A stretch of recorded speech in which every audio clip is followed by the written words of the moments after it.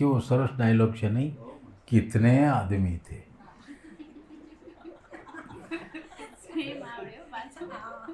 दो आदमी सरदार, वो दो और तुम तीन सुअर के बच्चों।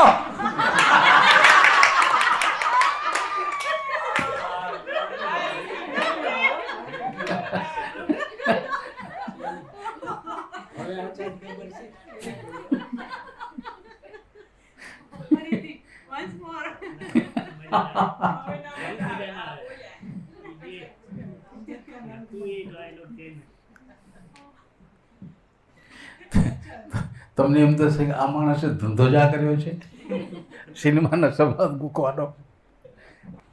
જેલમાંથી નીકળે છે ને એ બે ગુંડા પેલા ચોકીદાર પાસેથી બીડી માગે છે.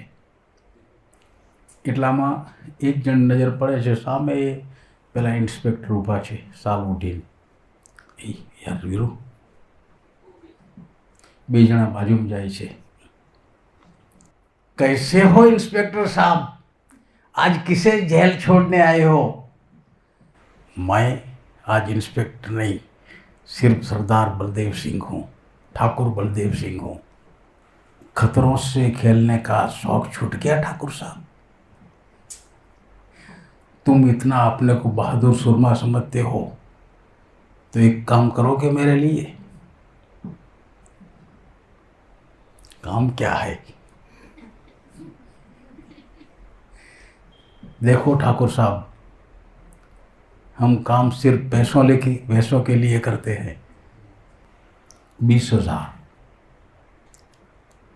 लेकिन काम क्या है? डाकू गब्बर सिंह को पकड़ना है, जिंदा. डाकू गब्बर सिंह को पकड़ना है, वो भी जिंदा. ठाकुर साहब, डाकू गब्बर सिंह को बकरी का बच्चा है पकड़ लिया और आपको दे दिया. बड़े काम के लिए इतने पैसे नहीं मिलते. माना कि ठाकुर साहब किसी तरह जान की बाजी लगाकर हमने डाकू को पकड़ लिया और आपको दे दिया. सरकार ने भी कुछ इनाम रखा है, वो पैसा आपको मिले. सरकार का इनाम भी आपको मिलेगा.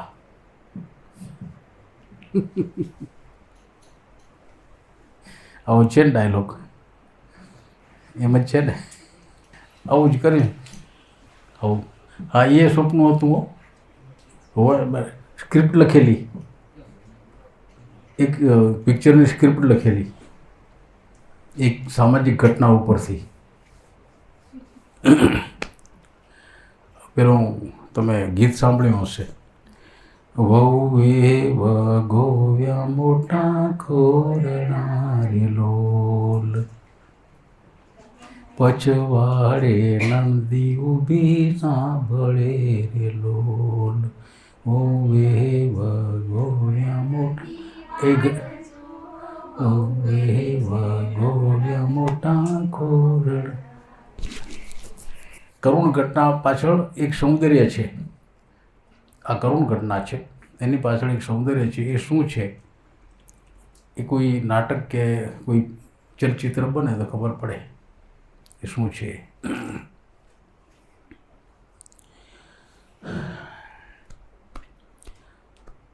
આપણે એક ચોપાઈ રોજ ગાઈએ છીએ, जीवन जोबन राजधन अविचल रहे नहीं कोई, जो गड़ी जाए सत्संग में जीवन का फल सोय. एमां पहलो शब्द है जीवन. આપણે જીવનને જાણ્યું જ નથી, એમ જ જીવી ગયા. જન્મ્યા, બાળકમાંથી જુવાન થયા, વધુ મોટા થયા, વધુ કરતા આવા થયા, પતી ગયા. જીવન જાણ્યામાં આવ્યું નહીં. જીવન ક્યારે જણાય? માણસ વર્તમાનમાં જીવે ત્યારે. જીવનનો સ્વાદ વર્તમાનમાં આવે. ઘણે ભાગે તો આપણી બધાની આ હાલત છે કે ગમે ત્યાં બેઠા હોઈએ, કાં તો ભૂતકાળમાં વિચારો ચાલતા હોય, કાં તો ભવિષ્ય હવે શું કરશું એની વાતો મનમાં થતી હોય. વર્તમાનની ક્ષણમાં કોઈ ન હોય. જમીએ છીએ, સાચે સાથ જમીએ તો એ જીવન કહેવાય. ભૂતકાળની માથાકૂટ ચાલતી હોય તો મરી ગયેલા કહેવાય, ગયા. જરાક તમને હસવું આવશે ને વળી કદાચ મોઢું પકડે.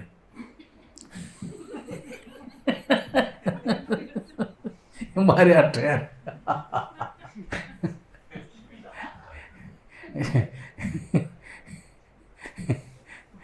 એક અભ્યાસ આપવાનો રહી જાય છે, સમય ઘટે છે એટલે. સાચે સાચે જીવનની દરેક ક્રિયાને અનુભવો, એમાં ઉતરો. પાણી પીવો, સાચે સાચ પાણી પીવો. હું પાણી પીવું છું પૂરી સભાનતાથી, પૂરી સભાનતાથી. કોઈ બંદૂક આમ તાકે, એમાં ગોળી ભરેલી છે, કેવા સભાન થઈ જઈએ છીએ. એ જે જાગરણ છે ને, એવું જાગરણ દરેક કર્મમાં ફેલાઈ જાય. દરેક કર્મ એ રીતે જીવતા થઈએ રોજે રોજ, ત્યારે આપણે જીવ્યા કહેવાઈએ. અને એવો જે કોઈ જીવે એ જાગેલો છે, અને જાગેલાને સહજ ધ્યાન છે, સહજ ધ્યાન. જીવનની ઘણી બધી પળો પણ તમારી પેલા દીકરાનું નામ શું ભાઈનું? સુમિત અવસ્થી. સુમિત ના, હવે એને ના કહીએ, એ ફરજ નહીં પાડવી. નહીં, ફરજ નથી પાડવી સુમિતને.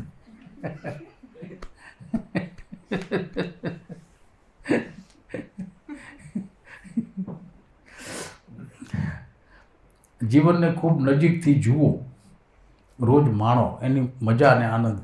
દુઃખે મજા જ છે, તો દુઃખે મજા છે. અરે યાર, ચા પીવી હતી પણ ખાંડ છે, દૂધ છે પણ ચા નથી. હાલશે, બનાવી નાખને જે છે તે. ચા છે માનને પીવાની. ઘણા એવા પરિવાર જોયા છે, આજે તો નથી, જેના ઘરમાં વાસ્તવમાં કશું ના હોય. વાસ્તવમાં એવા ઘર જોયા છે આપણે, વાસ્તવમાં ઘરમાં કાંઈ ના હોય. એ જીવી ગયા ને, એને જીવનની ખબર પડી. એમ હર પલ શાક બનાવો છો, હું શાક બનાવું છું. એકવાર આ જરાક બરછટ વાત લાગે છે ને, કારણ કે આવું કદી આપણે સાંભળ્યું નથી. આપણે ગમે તેવો સારો માણસ પણ અંતે જતાં ઢંગ ધડા વગરનું જીવન જીવે છે, ઢંગ ધડા વગરનું. શા માટે? જે કંઈ કરે છે એમ થોડીક વાર ભૂતકાળનો વિચાર, થોડીક વાર પરિવારનો વિચાર, થોડીક વાર કોઈ હિસાબ કિતાબ લેતી દેતી, કોઈ વાર રાગ અને દ્વેષને, વળી ઘડીક વાર મળે તેને ભવિષ્યની કોઈ આયોજન ચાલતું હોય, જેમ કે દાઢી. નામ શું છોકરાનું? જય. આવા જુવાન જો ટેવ પાડી શકો વર્તમાનમાં જીવવું. જરાક બરછટ વાત લાગે છે અને શાસ્ત્રીય વાત છે ને, એટલે કોઈ નિયમની કોઈ વાત કરે તો સામાન્ય રીતે જુવાનને ગમે નહીં. પોતે નિયમમાં રહેતા હોય તો એને કોઈ ટકોરો કરે ગમે નહીં. પણ એ જ જુવાન જો એકવાર પકડી લે વર્તમાનમાં કેમ જીવવું, દરેક પલમાં જીવવું, દરેક પલમાં, તો આખી જિંદગી આપોઆપ રસપ્રદ થઈ જાય. આખી જિંદગી. આપણા એક હાસ્યકાર બહુ પરિચિત છે ને, ઘણે નામ જોયા હશે કેટલે તો, શાહબુદ્દીન રાઠોડ. જો નામ સાંભળીને હસવું આવે છે. એ માણસનો એના જીવનનો પહેલવેલો કાર્યક્રમ હતો, પહેલવેલો, વિદ્યાનગરમાં. 1968 કે 69ની સાલ હતી. અમે કોઈ કામે ગયેલા અને ત્યાંની યુનિવર્સિટીના ચાન્સેલર હતા ડૉક્ટર જાડેજા સાહેબ, દિલાવરસિંહ જાડેજા. એના હિસાબે ગયા કાર્યક્રમ. અને Nalini and Arvind Arts College Vidyanagar જોયું હોય કોઈને ખબર હશે, ત્યાં કાર્યક્રમ. એના જીવનનો પહેલો કંઈક કલાકારો, ગવૈયાઓ, ગઢવીઓ આવેલા, એમાં એ હતા. એને એના જીવનની એક પહેલવેલી જોક કહેવાની શરૂઆત કરી. જોક કે ગમત વાર્તા, એને શું કહેવાય? હાસ્ય કલાકાર શાહબુદ્દીન રાઠોડ. થોડુંક પોતાનો પરિચય આપ્યો અને પછી એને પહેલવેલી જે જોક કહી, એમાં અમને બરાબર યાદ રહી ગઈ છે અને પ્રસાદી જેવી લાગે છે કે જીવનમાં આવું હોય તો છે, દરેકના જીવનમાં હોય છે. એ જોક આવી હતી. રાઠોડ સાહેબ કહે છે કે હું એ થાનગઢના વતની હતા, સૌરાષ્ટ્રનું થાનગઢ. ત્યાંની હાઈસ્કૂલના આચાર્ય હતા અને એ 1996માં નિવૃત્ત થયા. હું 2001માં નિવૃત્ત થયો, એટલે મારાથી 4 વર્ષ પહેલાં. આટલી ઉંમરમાં ફેર છે, એટલે 4 ડગલા આગળ હાલેલા.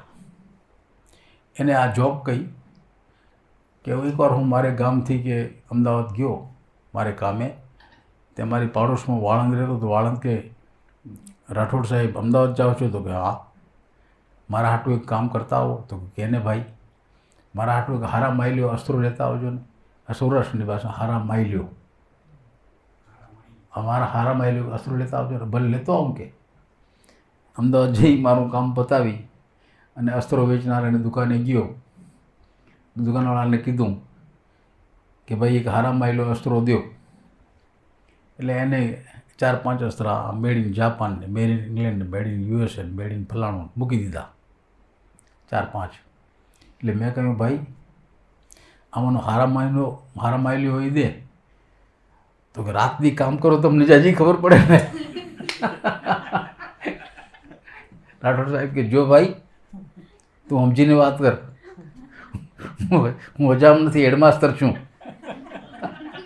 તો પેલો શું કહે, તમને જોઈને ગમે એ ભૂલ ખાઈ જાય એવું છે.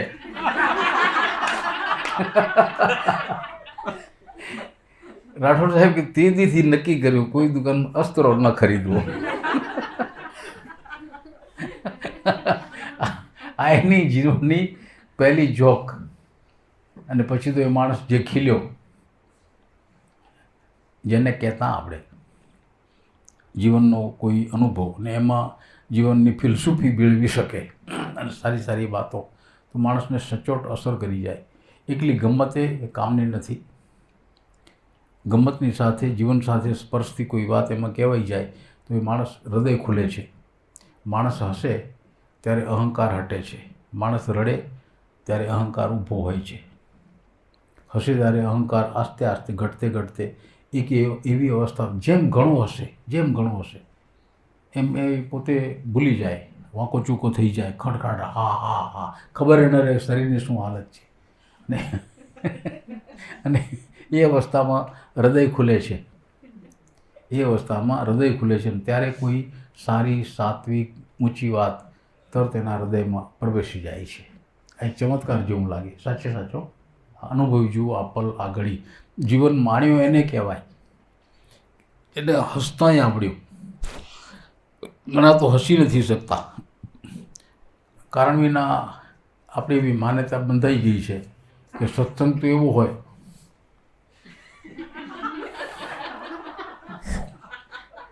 શ્રોતાઓ એવા હોય બિલકુલ હસે નહીં, સ્માઇલ ન હોવી જોઈએ એના મોઢા ઉપર. એવા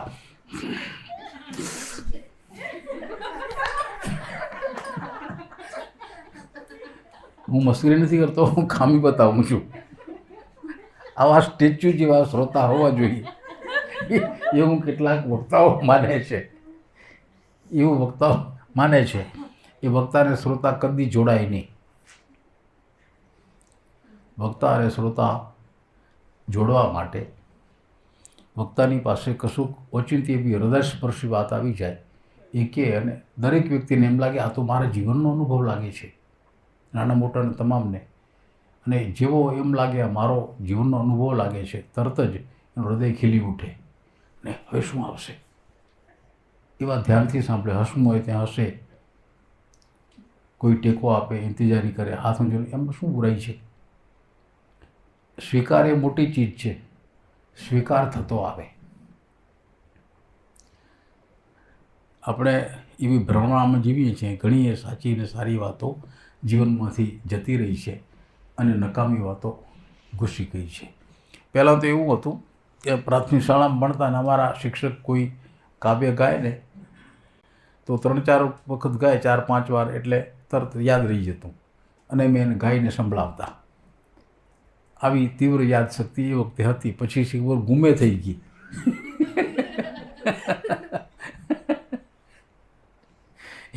એ વખતે હતી. કોઈને કામ લાગે તો આવું કેવી રીતે બન્યું એ અનુભવ તો એવી વાત છે કે જે જાણ્યું, જે વસ્તુ જાણ્યામાં આવી, જીવનમાં અનુભવમાં આવી, સારી કે ખરાબ બે, એનું જીવન મનમાં બહુ ભયંકર ભરપૂર વાવાઝોડું જેવું ચિંતન ચાલ્યું. સારી ઘટના અને ખરાબ ઘટના બે, એવું ચિંતન ચાલ્યું કે પીલાઈને તમામ વર્ગ અંદર સમરણમાં ઉતરી ગયો. વર્ષો સુધી એ ધંધો હાલ્યો અને પછી આજે કદાચ એ નીકળતો હોય, એ બનવા જોગ છે. તમને માન્યામાં આવે તો આ મને પોતાને મારી આપણી એટલી સ્મૃતિ રહી છે કે એક ટેવ હતી, વાંચીએ એથી વિચારીએ ઘણું. ખરાબ પુસ્તકે વાંચ્યા છે અને માત્ર એની પોઝિટિવ સાઈડ જ જોઈ છે કે આપણા જીવન સાથે આ પુસ્તકમાં લખેલી ખરાબ વિગતનો સંપર્ક સંબંધ શું છે એ ગોતીએ એટલે આપણું મન ખૂટે રમણે ન ચડે. વિચારતે માણસ સ્ત્રી પુરુષના સંબંધ વિશે ઘણું વિચાર્યું, ઘણું. એમાંનું 5% કે 2% આ વક્તવ્યમાં આવતું નથી, એ અંદર ભરેલું પડ્યું છે. એવા કોઈ પાત્ર મળે તો જીવનનું જે મૂળ સત્ય છે, માણસ એના વિશે કદી વિચારતો નથી, એને સંકોચ થાય છે કહેતા. 4, 6, 8, 10 માણસની વચ્ચે આવું કહેવાય, એ અંદરથી ના આવે એટલે બોલતો બંધ થઈ જાય. બાકી જીવનનું જે સાચું સત્ય, માણસને માટે સત્યનો માર્ગ જ્યાં પડ્યો છે, આપણે એને જરા ખોટા અર્થમાં કાયમ લીધું છે. જેમ પ્રેમ શબ્દ વગોવાઈ ગયો. પ્રેમ કંઈ એ છે વગોવાયેલો શબ્દ છે? ના, એ પરમાત્માનું સ્વરૂપ છે. પ્રેમ પોતે જ પરમાત્મા છે, નોખો છે જ નહીં. પણ આપણે સંસારી જરા જુદા અર્થમાં એને લઈએ છીએ એટલે પ્રેમ શબ્દ જરા બોલતા એ સંકોચાય એટલે પ્રેમને બદલે આપણે શબ્દ લઈ આવ્યા ભાવ. કેવો ભાવ છે એને તો જુઓ, ખરેખર કેવું એમ જોયું કેવું એને પ્રેમ છે. તો પ્રેમ વિશે જરાક આંચકો આમ કહેવાય ખરું. આપણે ધારીએ એનાથી જીવનની ફિલસૂફી સહેજ ઉલટી છે, સહેજ ઉલટી. ઉતરી જુઓ, પોતાના અનુભવને કામે લગાડો અને વિચારો. કેટલાક પ્રશ્ન એવા છે કે અહીંયા બેઠે ઉકેલ મળતો જ નથી, માણસ માથા પછાડ્યા કરે, હવે ઉઠો થતું નથી. એ પ્રશ્નનો ઉકેલ ઓલે છેડે હોય છે, બીજે છેડે. જે દુશ્મન લાગતો માણસ હોય ને એની પાસે ઉકેલ હોય છે. ભાઈ બોલતું આ ગૂંચવાણા છે, શું કરીએ? તો એ જે કે એનો ઉકેલ હોય છે એ સામે છેડે. જીવન ઉલટું, તર્ક નથી બેસતો, જીવન ઉલટું લાગે છે ઘણી વખત ઉલટું. પરેશાન થાય, જવાબ ન હોય. એક પ્રશ્નનો જવાબ દેશો, જેને લાગુ પડે છે તે એને સાંભળવું, બાકી બધા માતાજી તમારે નહીં સાંભળવાનું, તમારે સાંભળવાનું નહીં. પતિ પત્ની શું કામ લડી મરે છે? કૃષ્ણ ભગવાન રૂકમણીજીએ લડતા. હા, ભાગવતકાર કહે છે કૃષ્ણ પૂર્ણ પુરુષ હતા, પૂર્ણ પુરુષ. અને પૂર્ણ સ્ત્રી કોઈ હોય તો રાધાજી હતા. રૂકમણીજી પૂર્ણ સ્ત્રી નહોતા, સહેજ અહંકાર જાગતો. એક જ વાર એનો અહંકાર તૂટ્યો. ભગવાન એકવાર ઊભા થાંભલો પકડીને આંખમાં આંસુ સારે છે. એ દૃશ્ય જોઈને રૂકમણીથી રહેવાનું નહીં. પ્રભુ, તમારી આંખમાં આંસુ? કાંઈ નહીં, લૂછી નાખ્યું ઉપર ઊંડી. ના, હવે જવાશે પછી જવાબ દો. તમારી આંખમાં શેના આંસુ? ગોકુળમાં રાધાજી મંદિરમાં ઊભા રડે છે અને જે વેદના એના દિલમાં થાય છે એ વેદના અહીંયા આવે છે ને એ મને રડાવે છે. આ કૃષ્ણનો જવાબ હતો. એનાથી હું રડું છું. આટલે છેટે દૂરથી વેદના તમારા સુધી પહોંચી આવી તો એ હૃદય કેટલા સંવેદનશીલ હશે આપને સમજાય છે. હવે આનું રહસ્ય સમજાશે. એ પેલી દીકરી આવી હતી, એનું બેન સીતાબેન નામ, પછી આગળ ઓળખાણ નહીં આપું. એને માથે જઈને કે મારાથી અહીં ઊભું નથી રહેવાતું. આટલી સંવેદનશીલતા ભગવાન કૃષ્ણ અને રાધાજી, એ યુગ એ હતો. આજે એવા માણસ છે કે જેને કોઈ જમીનમાં શું છે એની પરખ થાય છે. આ પાણી જોવાવાળા જોયા છે. શું છે? આપણે માણસ છીએ ને એ પણ માણસ છે. એના શરીરમાં કશીક એવી રચના વિશેષ છે કે જેની અસર પૃથ્વીમાં કાંક છે આકર્ષણ, જે વાઇબ્રેશન આવે છે ગમે તે સ્વરૂપના, કોઈ પાણીના, કોઈ કાંઈ, એની અસર આપણા કરતાં એને થાય ને તરત એના હાથમાં યંત્ર છે, શરીરને અસર થઈ, યંત્ર બોલ્યું, જે સળિયા પકડ્યા છે આમ સીધા હતા ને આમ આડા થઈ ગયા. આ સંવેદનશીલતા એ યાંત્રિક લાગે છે. એક વ્યક્તિ બીજી વ્યક્તિને યાદ કરે અને છેટે છે અને દેખ્યું નથી છતાં આંસુ આવે છે, એ મનુષ્યની સંવેદનશીલતા. અનાયાસ આંસુ આવે, કાંઈ કયા વગર આંસુ આવે, હસવું આવે. આ ઘટના સમજ્યા જેવી છે. જરા આજના યુગમાં એને ટેલિપથી કહેવાય. આજે માણસને આવી ઘટના કેમ બને છે એનો ઉકેલ આ રીતે મળ્યો કે એને માનસિક રીતે કશુંક એવો સંચાર થાય છે કે જે દેખાતો નથી, પણ કોઈ વાઇબ્રેશન છે જે કોઈ બે વ્યક્તિ વચ્ચે ખેંચાઈને પહોંચે છે અરસપરસ. એનું વિજ્ઞાને એટલે મનોવિજ્ઞાને નામ આપ્યું ટેલિપથી. મનોવિજ્ઞાન જ્યારે શોધ કરતું ટેલિપથી શું છે જાણે પહોંચશે ત્યારે એને આ ચોથા કેન્દ્રની ખબર પડશે, અનાહત ચક્ર, હૃદય કેન્દ્રની. એ કેન્દ્ર જાગે ત્યારે જાગ્યા પહેલાં સુષુપ્તિમાં એનો મૂળ સ્વભાવ છે સ્વપ્ન અને વિચાર. એ કેન્દ્ર જાગે ત્યારે સ્વપ્નમાંથી વિઝન બની જાય. જે સ્વપ્ન સૂતાં દેખાય એમાં જાત જાતના આકાર ને કાન તીન જમવા બધું દેખાય ને, એ જ્યારે હૃદય કેન્દ્ર જાગે એટલે અનાહત ચક્ર, ત્યારે વિશ્વમાં ક્યાંક શું બની રહ્યો છે એ એને પ્રત્યક્ષ દેખાય, એ વિઝન. અને એ પણ ક્યારે? આ ચક્ર જેનું જાગ્યું છે, તે જાગ્યું છે એ જ સંવેદનશીલતા. સંવેદનશીલતા કોઈ બીજી વસ્તુ નથી. જાગૃતિ એ જ સંવેદનશીલતા. અને એ જ ચમત્કાર સર્જે છે. આજે યોગીઓ અને મનોવિજ્ઞાને ભેગા થઈને આ શોધી કાઢ્યું, આવું બને છે અને એની અસર જાય છે. આવા ઘણા પ્રયોગ થયા છે. આપણી પૃથ્વી ઉપર ઘણા એવા અગમ સ્થાનો છે, ઉત્તર ધ્રુવ અને દક્ષિણ ધ્રુવ, જ્યાં માનવ વસ્તી નથી. ઉત્તર ધ્રુવ જ્યાં છે પૃથ્વીનો, ત્યાં પાણી છે, ઉપર સમુદ્ર છે. અને દક્ષિણ ધ્રુવ જ્યાં છે ત્યાં ખંડ છે, એન્ટાર્કટિકા, જમીન છે, પણ એટલી બધી ઠંડી છે ત્યાં બરફ જ બરફ.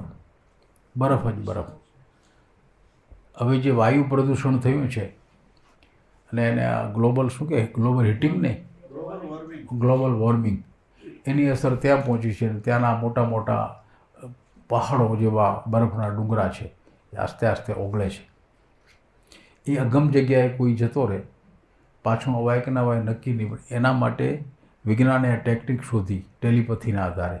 કોઈ વ્યક્તિ ક્યાં છે જાણવું હોય તો આનાથી આદમ એવા માણસો તૈયાર રાખે કે આ માણસ ત્યાં ગયો છે, એ કદાચ ના આવે તો એની ભાળ કેવી રીતે મેળવવી. તો બીજું કોઈ સાધન ત્યાં હોય નહીં, તો આ ટેલિપથી કામ લાગતી. આજે લાગે છે. ઉત્તર ધ્રુવની શોધ કરનારા માણસો રખડી પડ્યા હતા, દિશા ભૂલી ગયા. એકલો એવો વિસ્તાર, પાણીને બરફ જ બરફ, બીજું કાંઈ મળે નહીં, અને એમાં રસ્તા ભૂલી ગયા. પણ આ સહારે પાછા યોગ્ય ઠેકાણે પહોંચ્યા, પાછા અલાસ્કાના અમેરિકાના સમુદ્ર કિનારે, જેમ તેમ દિવસો પછી ભૂખ્યા તરસ્યા. ટેલિપથી છે એ વાત સાચી. પેલું ગીત તમે સાંભળ્યું છે? એક લોકગીત છે, 12 વર્ષે માધા વગળાવી, 99 નીર ન આવ્યા જીરે. તેડાવો જાણતલ, તેડાવો જોશીડો, જોશીડા જોશ જોવડાવો જીરે.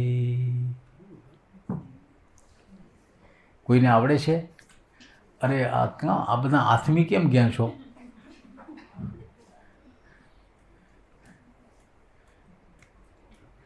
હું જ ગાઉં, મને જો મારે જે શબ્દ ચૂકી ગયો છું.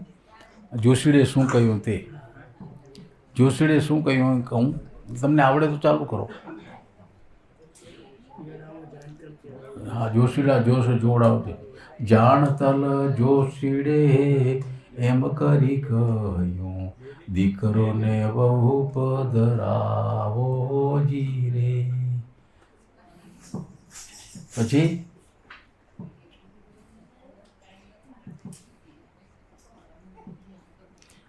ઘોડલા ખેડાવતા દીકરા ભેસંગ, દાદાજી બોલાવે જીરે. શું રે કો છો મારા સમર્થ દાદા, શાકાજે કેમ બગામાં ખાવ છો, શાકાજે બોલાવ્યા જીરે. એક નાટક કંપનીવાળાએ નાટક ચાલુ કર્યું, ગામ ગામ નાટક બતાડે તે બીજા નાટક કંપનીવાળાએ એના અમે વિરોધ નોંધાયો કે આ નાટક અમારું છે, એને આ લોકો નકલ કરે છે, અમને રોયલ્ટી ચૂકવી નથી, એમ કરીને કોર્ટમાં કેસ કર્યો. તો કેસ કરે એટલે ન્યાયાધીશ સાહેબ બે પક્ષને બોલાવે. બે નાટક એક છે એમ પેલો જે મૂળ નાટકવાળો એ પોતાનો વકીલ રજૂ કરે, આ અમારું જ નાટક છે. અને જે સામેના પ્રતિવાદી હતા એ સિદ્ધ કરે કે આ નાટક તમારું નથી. શું શું ખાતરી? તો તમારા નાટકમાં પડદો કોણ પાડતું હતું? કોઈ નહોતું. તમારા નાટકમાં મેં કહ્યું પોપટિયા પડદો પાડ, એ તમારા નાટકમાં છે નથી. હા, સાચી વાત છે, આ નાટક તમારું નથી. કેસ ઉડી ગયો.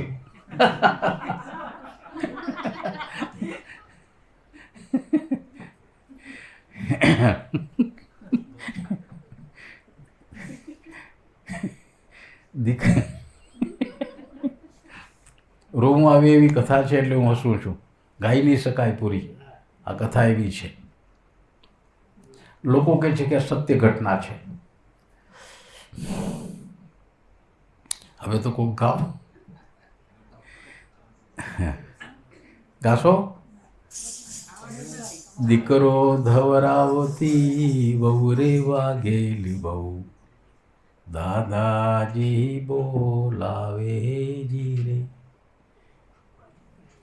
શું રે કો છો મારા સમર્થ દાદા, સાકાજે બો.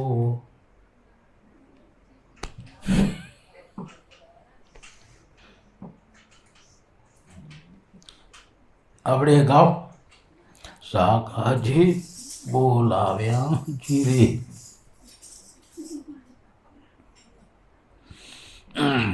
જાણતલ જોશીડો હોય એમ કરી બોલ્યો, દીકરોને બહુ પધરાવો જીરે. એમાં તે શું મારા સમર્થ દાદા, જે કહેશો તે કરશું જીરે. હવે આગળ હાલો કોક. મને તો આખું ગીત આવડે છે પણ હવે ગવાશે નહીં. આટલા વાર શું કર્યું?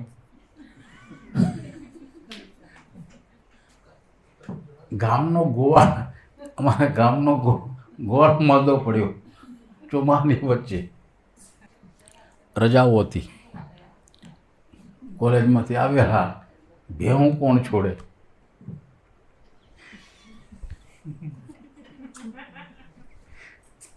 અમે છોડશું. એક અઠવાડિયું ભેહો ચારેલી. એક અઠવાડિયું ભેહો માન્યામાં આવે છે. એક અઠવાડિયું ભેહો ચારેલી, એમાં ગીત ગાતા. હા, આવા તો કેટલાય. એટલે આ ગીત ગાઈ તો વગડામાં એકલા હોઈએ, ભેહો હોય ને આપણે એકલા, બાકી બોયડા ને ખાખરા ને બાવળિયા ને લીમડા ને બનબકડો આખો હોય ભેગો, બાકી કોઈ મળે ને. એ આપણા ભાઈબંધ. સાહેબ, આવા કોઈ ગુપ્ત સંસ્કાર માણસમાં છાનામાના ગરી જાય, ઘૂસી જાય અને જીવનનું રસાયણ બની જાય. આ બધું ગમે છે ઘણું ઘણું, એમ જ કારણ વિના ગમે છે. એનું કારણ કોઈ કારણ નથી. ગમે છે. શું કામ ગમે છે એ ખબર નહીં, પણ ગમે છે. આ ઝાડમાં કેમ ગમે છે? કારણ કાંઈ ખબર નહીં, પણ ગમે છે.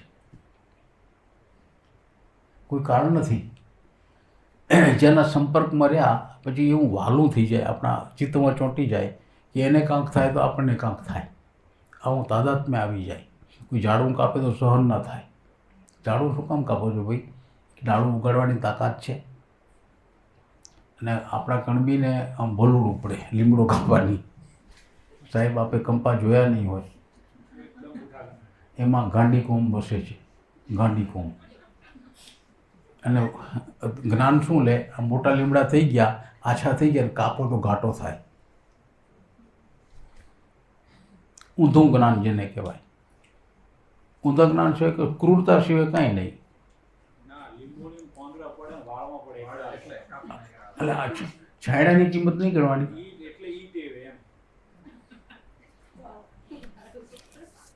તો આપણે એ જો તર્ક લંબાવીએ ને, આ તર્ક તો આપણે આપણા છોકરાઓને ફગાવી દેવા જોઈએ.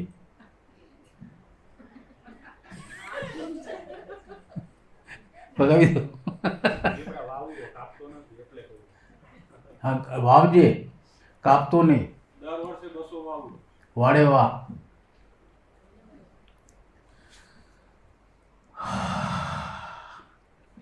ભલે વહેલા તમે કાંઈક કહેતા તો કહો તો વાત આગળ હાલે. કહેવાનું હતું પછી બંધ થઈ ગયા છો. હવે એટલે ગીત હું ગાઈ નહીં શકું બા. એ ગીત આગળ વિગતે બી છે.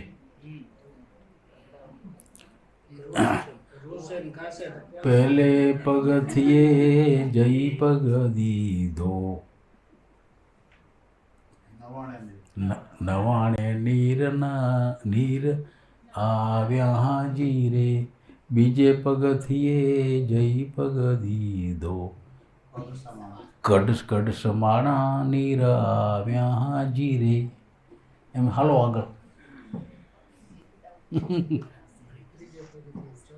ચોથે ને પાંચમે સાતમે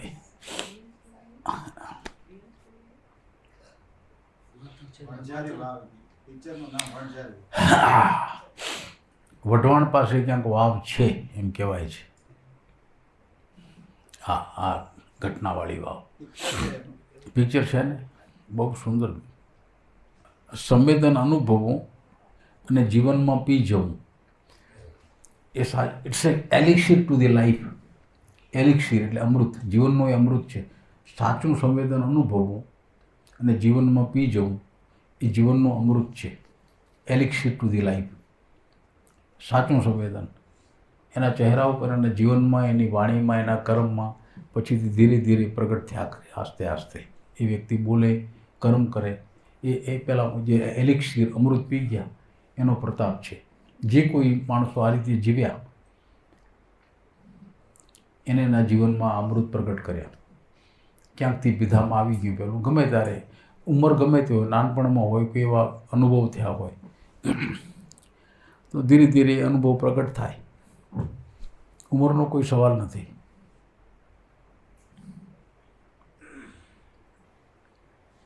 જેનું આ આજ્ઞા કેન્દ્ર જાગે, ત્રીજું લોચન, એ કેટલું જાગ્યું છે એ પ્રમાણમાં એને આ દુનિયાની ભૂત ભવિષ્યની ખબર પડે.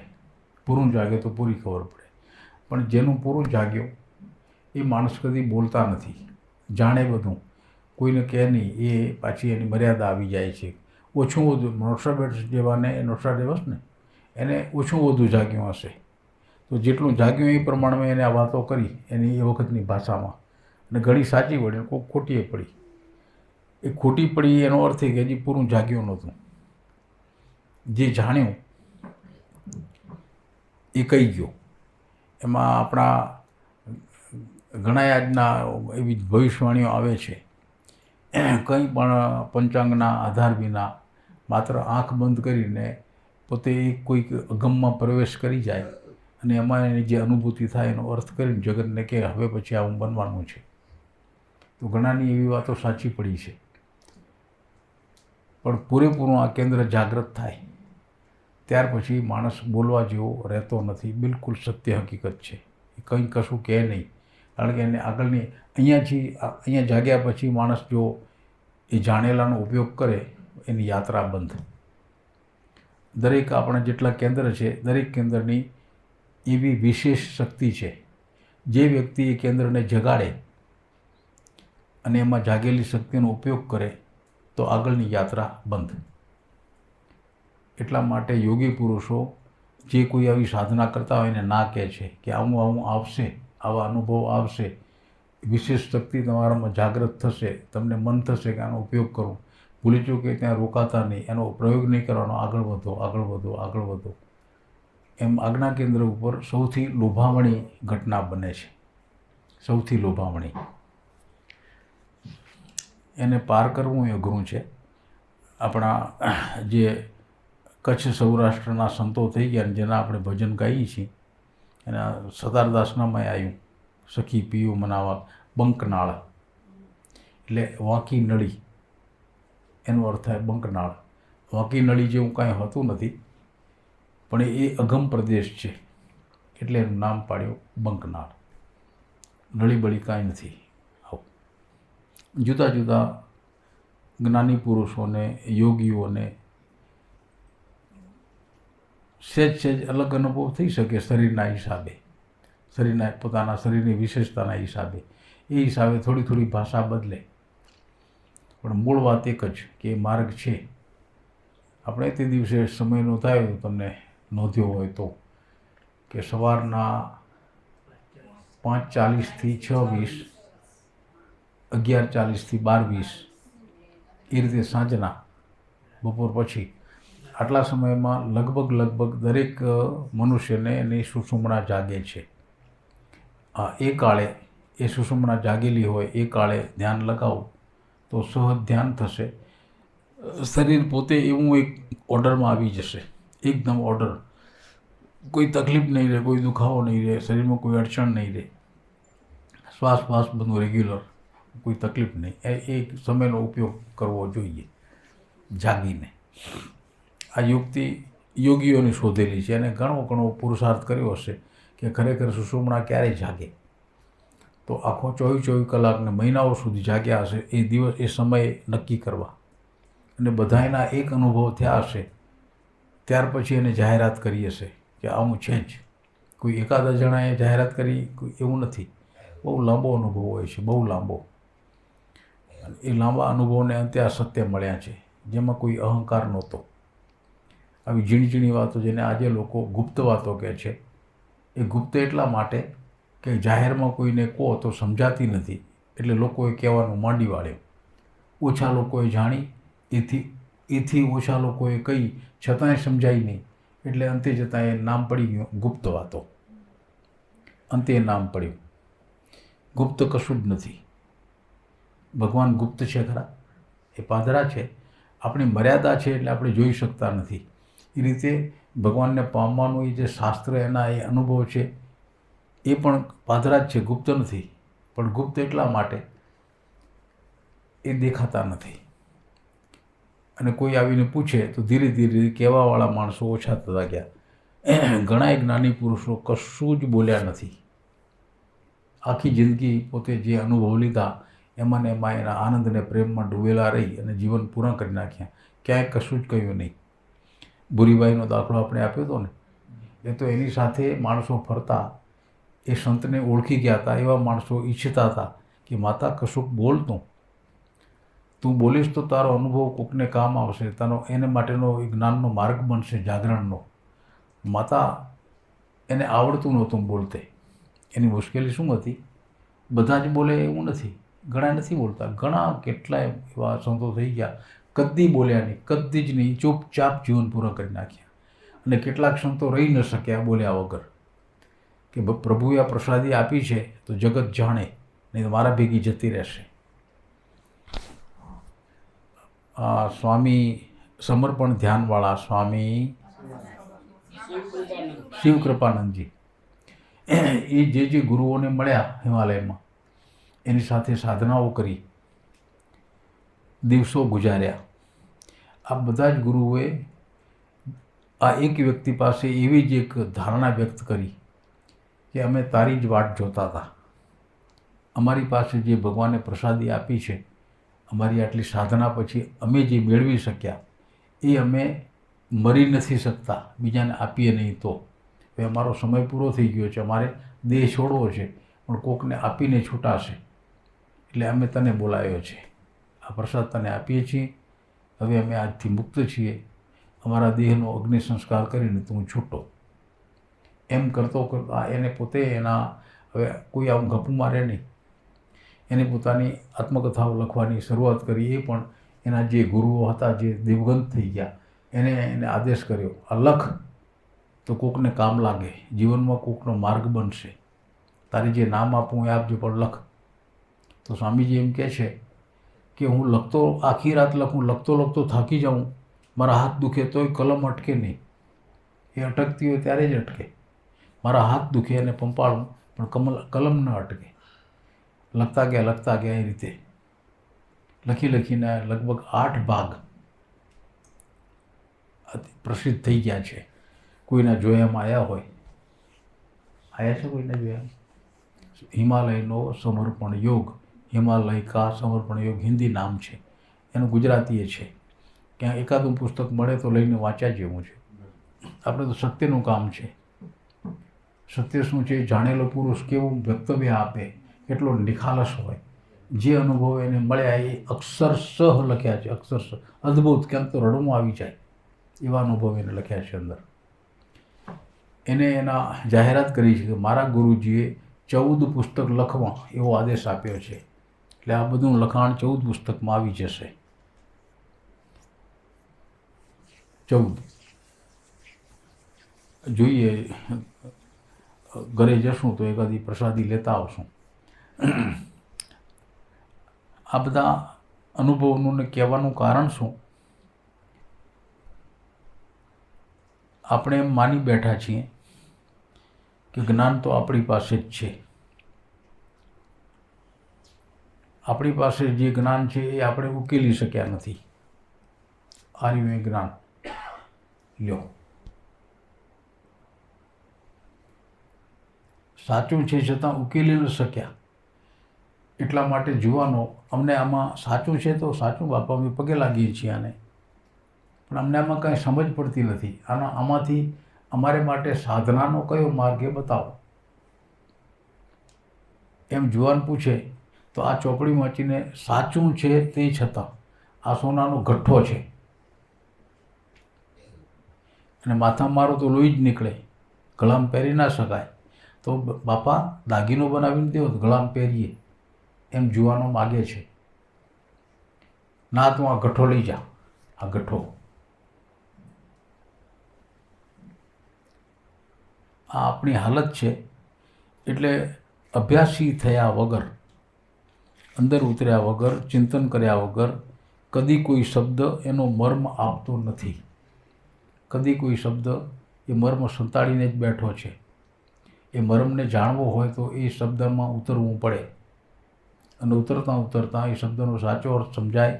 અંદર બહુ સટીક દાખલો છે, કેપ્સ્યુલ ભરેલી દવા.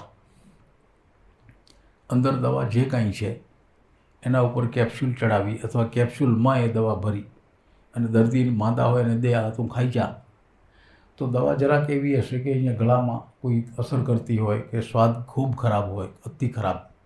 એ ખરાબ સ્વાદથી દર્દીને બચાવવા માટે આ એક યુક્તિ છે, કેપ્સ્યુલ. પેટમાં ગઈ, કેપ્સ્યુલ ઓગળી જાય, અંદરની દવા સાચી પ્રગટ થાય અને એનાથી રોગ મટે. આ જ સિદ્ધાંત છે સાહેબ. એમ આ જે શબ્દ છે ને ભગવાનના નામનો, એ કેપ્સ્યુલ છે. એ કેપ્સ્યુલ જેમ ઓલી કેપ્સ્યુલ હોજરીમાં ઓગળી, હોજરી જઠરમાં, એમ આ ભગવાનના નામની કેપ્સ્યુલ ઓગળવાનું ઠેકાણું છે હૃદય. હૃદયમાં ઓગળે. હૃદયમાં ઓગળીને એ જે શબ્દ છે એનો સાચો અર્થ શું થાય એ અંદરથી જડે. શબ્દનું ખોળિયું ખોવાઈ જાય, માત્ર શબ્દનો મર્મ રહી જાય, અને મર્મ પામેલો પુરુષ એના નેણ અને વેણ બે પલટી જાય. જેને શબ્દના મર્મ જાણ્યા એને નેણ આંખ અને વેણ બોલ વાણી બે પલટી જાય. આ શબ્દનો જાદુ છે. આપણે શબ્દના કેદી છીએ અને એના વાંધા વચકા બહુ દુનિયામાં ફેલાયા, માથાકૂટો થઈ પડી, આ શબ્દ સાચો ને આ શબ્દ સાચો ને આ ચોપડીમાં આમ જોઈતું હતું ને એમ બધા પંડિત થઈ ગયા, મરમમાં કોઈ ઉતર્યા નહીં. બસ એ જ કામ એક રહી ગયું છે, મરમમાં ઉતરવાનું. એટલે ચોપડીઓ સરસ છપાણી જોઈ ગમે, મજાની છે, હાઈ ક્લાસ પ્રિન્ટિંગ છે. તીર્થ ત્રિવેણીમાં નાહીએ અને જપીએ અજંપા જાપ, જો પાંચે પવિત્ર કીજીએ તો કુલ ન જાય પાપ. ગાવામાં બહુ સરસ લાગે, પણ એથી આપણું કલ્યાણ, આટલું કલ્યાણ નથી થતું.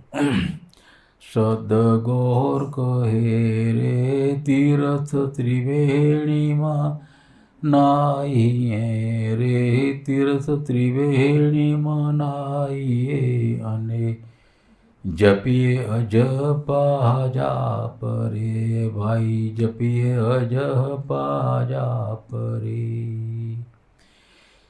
જો પાંચે પવિત્ર કીજીએ રે, પાંચે પવિત્ર કીજીએ તો કુળ ન જાય પાપ રે ભાઈ, કુળ ન જાય પાપ રે. આ એક નિર્દેશ છે, એ નિર્દેશ જાણવો પડે. ક્યાંક ક્યાંક આપે એવી વાત સાંભળી હશે, કોઈ વાંચન કર્યું, કોઈ પુસ્તકમાં, કોઈ નવલકથામાં.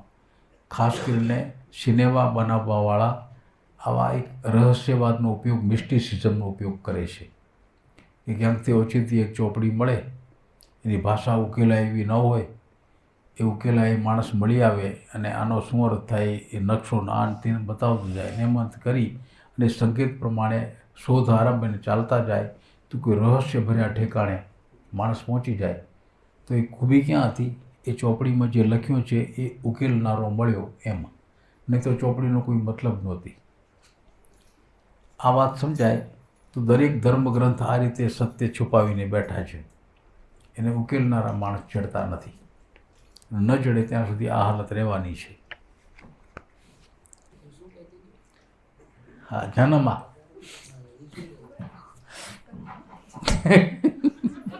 જાનામા તો આમ તો કોઈક તો ઓળખતું હશે, જાનામાને કોઈ ઓળખો, કોઈક ઓળખનારું નીકળશે. કોઠીકંપામાં જાનામા આજે હયાત નથી, એ માજી એવું જીવ્યા, તપસ્વી જેવું જીવતા. બોલે એવું છું, છેલ્લે છેલ્લે એના જીવનમાં એના મનમાં કંઈક એવું વસી ગયું, કોઈને માટે આટલું જૂઠું ન બોલે, ઘરના માણસ માટે નહીં. એમાં એકવાર એવું થયું કે એની પુત્રા બહુ, પોતે બહુ મોટા હતા, દીકરાના ઘેર, એના છોકરા એ બહુ, હવે છોકરા નાના નાના, અને કોઈએ કોઠીકંપો જોયો છે તો વડાલી બહુ દૂર નથી. તો આ બહેનોને, આ દીકરીઓને વડાલી બજારમાં જવું હોય અને છોકરા ઘેર હોય તો વાહે થાય, અમે હાલશું. તો બજારમાં છોકરા લોહી પી જાય, આ લઈ દે ને તે લઈ દે, એમાંથી પરવારે જ નહીં. અને જરૂરી ન હોય તો એ લેવરાવે ને તોય પાછું ખોટી પો, અને સમય ઓછો હોય એટલે આવું એક યુક્તિ કરે. જો એ બાઈઓ જો ખેતરે જતી હોય તો છોરા ન જાય, કે મમ્મી ખેતરે જાય છે, ખેતરે જવા જેવું ખાસ જણાતું ન હોય એટલે ન જાય, પણ વડાલી જાય રહ્યું એટલે વાહે થાય. વડાલી જ્યારે જવું હોય ત્યારે છોકરા આગા પાછા છેટા રમતા હોય શેરીમાં, કુમાં, એટલે દાદીને એમ કે મારી અમે વડાલી જઈએ છીએ. છોકરા અમારા આવીને પૂછે મારી મમ્મી ક્યાં ગઈ? તો તમે એટલું કહેજો કે તારી મમ્મી ખેતરે ગઈ. જો પૂછશે નહીં તો નહીં કહું, પણ પૂછશે મારી મમ્મી ક્યાં ગઈ તો જે છે એ કહીશ. તારા હારું ખોટું નહીં બોલો, તારા હારું મારાથી જૂઠું નહીં બોલાય. છોકરા નહીં પૂછે તો નહીં કહું, પૂછશે તો કઈ વડા લઈ ગયું. 100 વર્ષ ઉપર જીવ્યા જાનામાં.